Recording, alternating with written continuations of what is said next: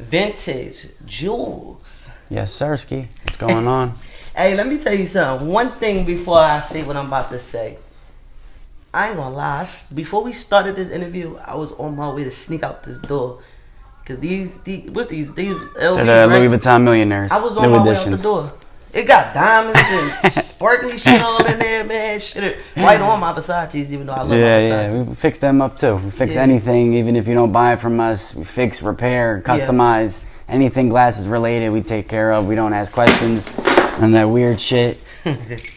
Listen, I ain't gonna. The only reason why I bought those the glasses that you fixed for mine, those vintage Versace's, was because I love the way Biggie looked in that One More Chance video. Yeah, of course. You know Iconic. Iconic. Gianni Versace remade them a bunch of times. Still making them to this day. But the original pair, nothing comes close to it. Quality, everything. Well, I know you pointed back here to the to your portrait joint. I call these the P&B Rock. Rest in peace, P&B Rock. Rest in peace, the P&B Rock. New cloths coming soon, October 14th.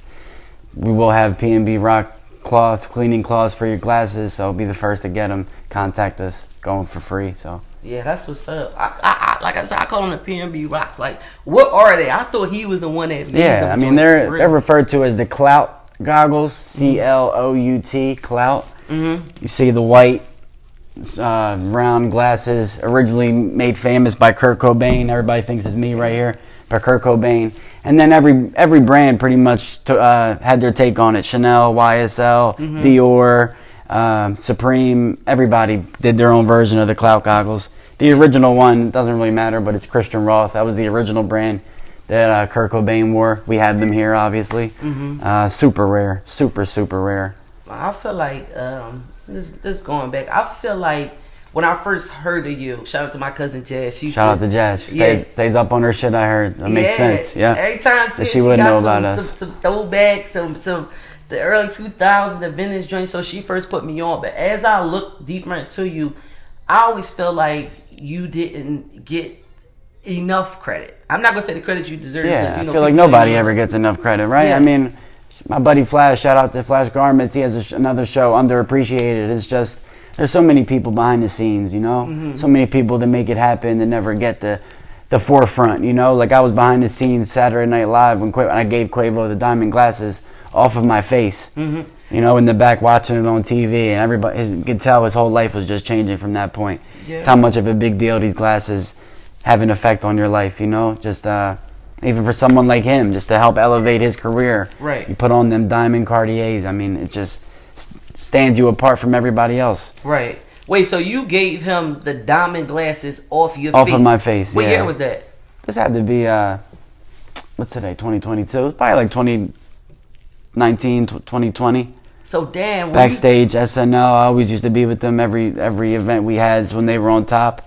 So we were backstage, the whole crew backstage, and this was when Quavo had a single project out. So he did the performance, fell in love with the diamond glasses, took them right off my face. I was wearing them on my person. Yeah.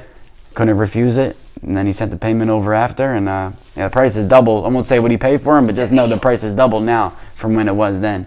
Wait, because I ain't seen no other artists, no other rappers with diamonds in their glasses until I seen Quavo with it. Right. So would you say you're responsible for breaking that? Yeah, well, of course. Well, that was the thing. Quavo wore the diamond glasses. I mean, they were $10,000 then. So everybody noticed them, but they couldn't. I mean, it's not everybody got $10,000 to spend on a pair of glasses. So people recognized it, and they started becoming famous and popular, and they started being referred to as the Quavos. Yeah. Vintage Cartier Gavernis is what they're really called, but everybody's just started.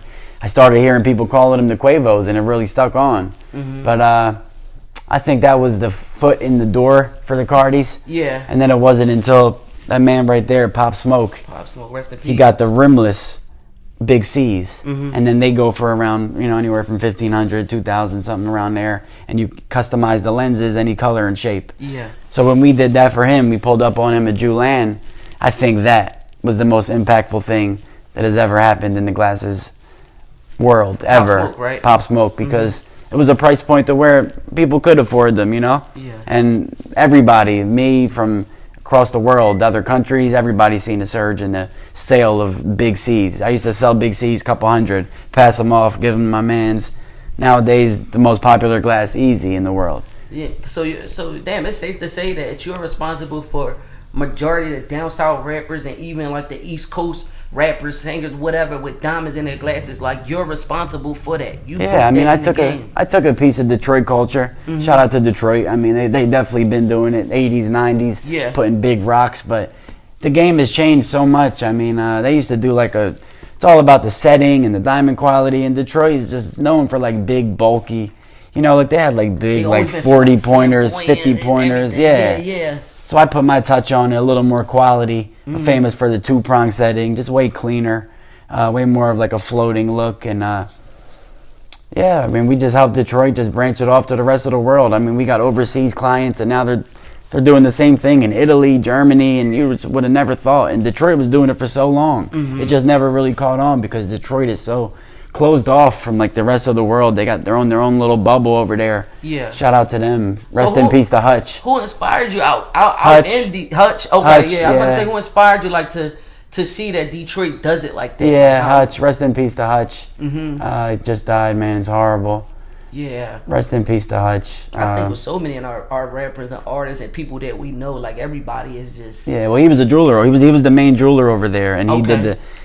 I followed. I mean, I've known about him forever, but his thing was diamonds and glasses, and that's really all Detroit. All the jewelers do diamonds and glasses. Now, if you walk into any jewelry store in the country, you're going to see diamonds and glasses. Yeah. I had that vision 10 years ago when I first opened up in Shine, and I said, why don't we do half glasses, half jewelry? It just makes sense. It's all accessories. Now they're saying glass Cardis are jewelry for the face, you know, and it just. It goes hand in hand, really it does. And what happened with you and Shine Jewelers? Like, are you still with them? Because I know we're not. We're not affiliated. We just shout out to Shine. I mean, easily probably the best jewelry in Philly, I would say. Yeah. I mean, that was so long ago now, like 7 years. I mean, he definitely gave me a shot. I operated the second location, did that for about a year, and then I just needed a bigger space, and I just wanted to focus more on glasses. So did y'all have like a partnership going on? No. I've been working with Shine. I've been working with Shine for years, even before I picked up my first pair of glasses. Gotcha. I got all my jewelry from them. So it's just the right time and place. I mean, it's just, you know, karma, coincidences. It all makes sense. You just got to put one foot in front of the other, and everything else will fall into place.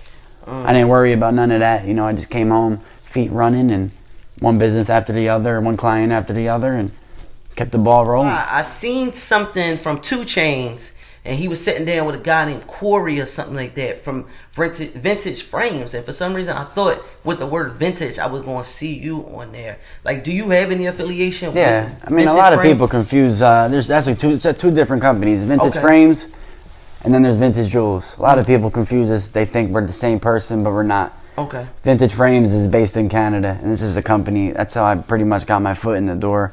Close to 10 years ago. Yeah, I started off as an intern. I moved to Canada when I was 21 years old. Worked for free.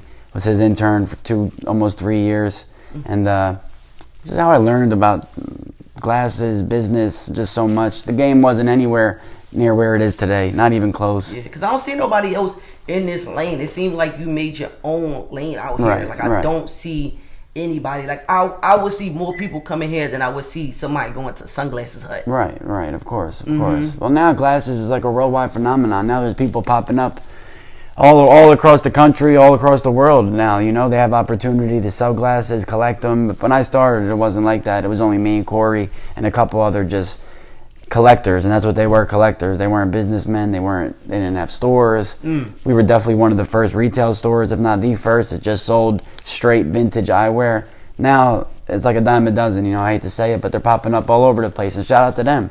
You know, you always want to welcome the next person.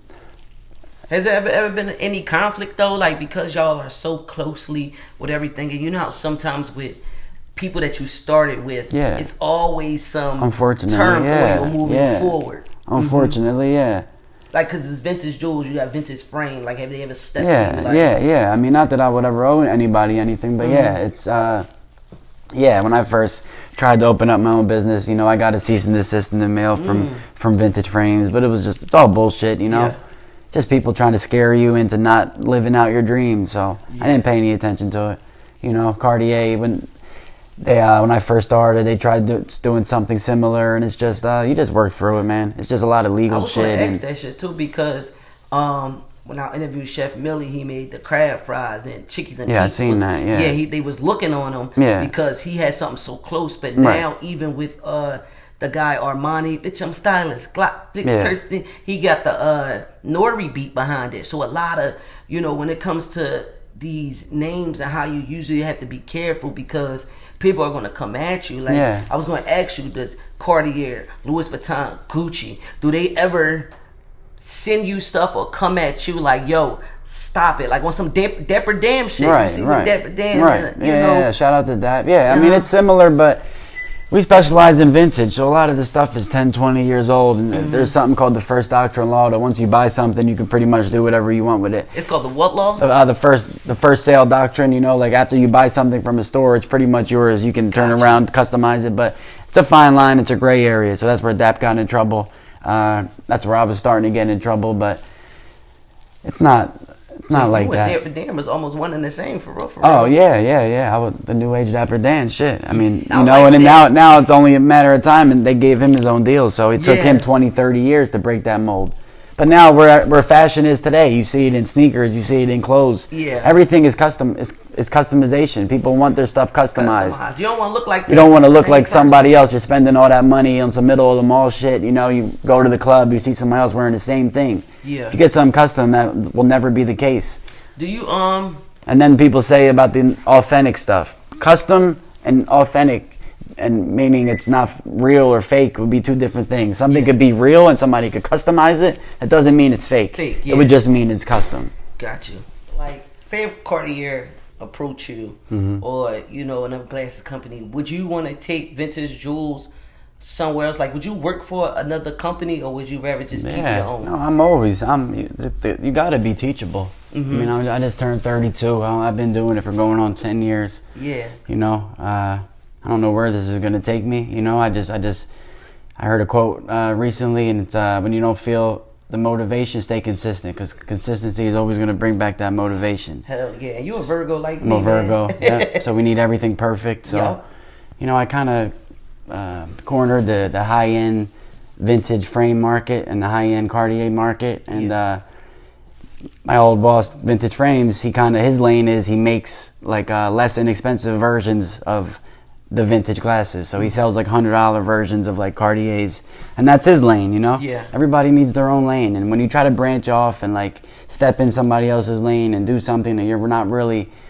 you know, keen on doing, it's when you lose yourself, and I don't ever want to lose myself. But yeah, I'm totally open, you know. That's the goal for Cartier to call me, like just like Gucci did Dapper Dan years down the line. With Off-White. Exactly. So I would love to, man, and I know that's going to happen someday. When the time is right. Is it if it's not Cartier, Dior, Louis Vuitton, you know, there's plenty of brands. Cartier's been making so many new frames that who knows what the future holds. Yeah. Because they definitely see the demand. You can tell when the new stuff they're making, it's exactly the stuff that I've been doing. That has never been done before. Now you see Cartier written on every lens. That has never been done before. It used to be frowned upon. Now it's accepted. Diamond cut lenses. It's just customization, and now Cartier is even themselves starting to do it just as well as every other company. Hiring small, you know, innovators to help them and branch them, and you know, I'm here. It must be some real money, because one, I'm looking at their watch on your hand, and I'm also looking at the location that we at, the South Street location. Yeah, we on South Street, Yeah. So, being in this business here, does it bring a good amount of money to you? I mean, to tell you the truth, you got to work for it. South Street is declining every day, you know? With the, you know, how Philly is right now, it's dangerous, you know? And the traffic ain't what it used to be. People don't want to come outside like they used to. So, but we also have an online market. I was saying online. We ship it. Yeah, we ship every day, FedEx. Everything's guaranteed, insured. It's always sunny somewhere. So you asked me what the busiest time of the year was earlier. It's all year round, because if it's not sunny here, it's sunny in the West Coast, and then we do prescriptions. People need glasses all year round. That was one of the main reasons I started with glasses, because I was thinking, what could I liquidate if it goes bad? Glasses can always sell them. People are always going to need prescriptions. It'll never go out of style, even if Cardis are hot today, gone tomorrow. You know, I started off with every brand, and Cartier was my least selling brand. Jean Paul Gaultier, Chanel, Cazals, Alpinas, Bugattis. You know, I watched so many trends come and go. So you put the prescriptions in the glasses? Yeah, we do prescriptions, we do repairs, anything glasses related we do. You find the glasses, or do they give? We started off sourcing, you know, like from old eye doctors, from old collectors. That's how we started off. Now as the name got bigger, people contact us every day. Gotcha. You know, trying to sell us this, sell us that. We do buy still. That's a whole nother department. Website in the making. You know, we're gonna update the website soon, make it a good experience for everybody to shop online. So if you're not in Philly, you'll be able to see the full inventory, customize your glasses, talk to one of our sales representatives, and get them shipped right back out to you. Prescriptions take a week or two. Yeah. You so know? It's a whole team. Like, it's a whole team. Yeah. Gotcha. Computers. We got optometrists, graphic designers. We're always looking for more help. Interns. You know, send your resumes through, and we're just building, man. New on TikTok. We're trying to do the TikTok shit. I see. So you doing the dances or no? I mean, if we need to, yeah, shit. Yeah. Hey, man, what's the biggest purchase that someone has ever purchased from here? Like, I seen something I was watching, and somebody made like Oregon went up to $50,000. Like, it's one of the biggest purchases. Yeah, I mean, yeah, we got guys like the Migos that, you know, they'll spend 50 in a sitting, Offset. Schoolboy Q, you know, athletes, Joey Badass, one of my first. The list goes on and on. So it's somebody out here that can spend $75,000. Oh yeah, one of my first appointments was with Lady Gaga. It was like $125,000. It was the craziest appointment of my life. God damn, 100 and what? $125,000 on some glasses, but that's Lady Gaga. Yeah. That was before I opened my own company. That was with Vintage Frames in Canada. We did that. But that was the biggest sale I ever was a part of. Okay, so you was a part of God. Yeah. Other than that, I sold glasses to Jayz. Jayz. Yeah, Jayz. Big Sean. So what's real money into this business? So what would you tell somebody that's trying to get into like the glasses business? I mean, it's money in that, it's money in whatever your dream is. You know, there's a good way to put it. There's money whatever in your dream is. You can't look at somebody else and think, oh, there's money in that. Let me try to get a piece of it. This is my passion. This is what I've been waiting my whole life for. I've been studying for it. Everything has led me up until this point today. Me sitting here with you. Yeah. So. Man, well, I'm glad to be sitting here with you, man. Oh, I'm happy you finally came. Happy. Hey, I'm loving what I got on, man. I might gotta get out of here with these. They you. Yeah, they you. Yeah, me. Vintage Julz, man. It's part 1 though. Part 1. Part 2 coming.